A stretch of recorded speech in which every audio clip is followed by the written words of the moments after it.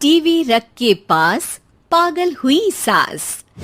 आजकल वर्मा जी की पत्नी देवकी जी केबल पर रियलिटी शोज देख देख कर बहुत कुछ सीख रही हैं। जैसे आज तो वो सुबह सुबह बेसुरे आलाप ले रही हैं। सारे गामा धा। माँ जी, सारे गामा पाधा नीसा होता है। अरे वो तो सब गाते हैं, ये मेरा स्टाइल है। आवाज तो कम कर लीजिए माँ जी, पर्दे फट जाएंगे कान के। ये कहो कि पर्दों में आग लग जाएगी। देखना, मेरी आवाज सुन के जज आग लगा देगी, आग लगा देगी, तू तो आग लगा देगी, ऐसा बोलेंगे। सरिता वहां से परेशान होकर चली जाती है और सास रियाज जारी रखती है। सारे गाओ, सारे नाचो। तभी बाबूजी दुकान से लौटते हैं। अरे देवकी, क्यों तानसेन बनी हुई है? कान से खून निकालोगी क्या? अरे क्या हुआ, रियाज तो करने दो मुझे। इसको रियाज बोलते हैं? ऐसा लग रहा है जैसे घोड़े हिना रहा है। घोड़े पे बैठ के ही बम्बई जाऊंगी मैं तो, जब जज साहब कहेंगे कि देवकी तुम मुंबई आ रही हो। जज साहब, वो अदालत वाले? अरे नहीं नहीं, बड़े लोग हैं, आप नहीं जानते हैं। ओ मैं तो छोड़ चली अपना ये देश, बम्बई मुझे प्यारा लगे। गाना गाती हुई देवकी चली जाती है और बाबूजी अपनी सरफिरी पत्नी के इस संगीत प्रेम की चर्चा करने बहू के पास चले जाते हैं।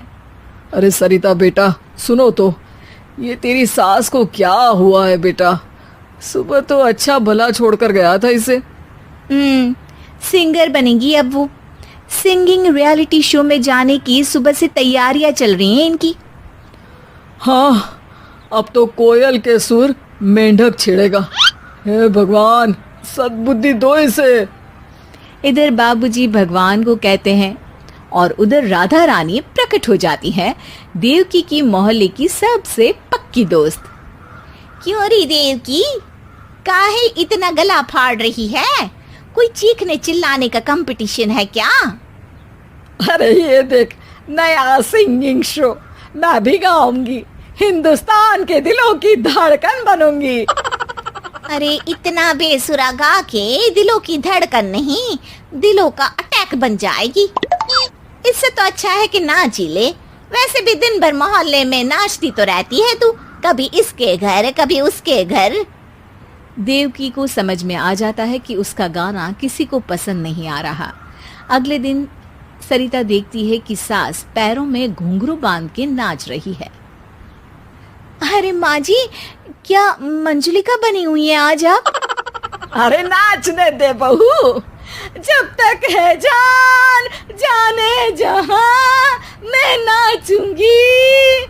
अरे माँ जी, अभी जान निकल जाएगी इतनी जोर से नाचेंगी तो। अरे अरे, क्या कर रही हो? अरे दिख नहीं रहा, डांस कर रही हूँ।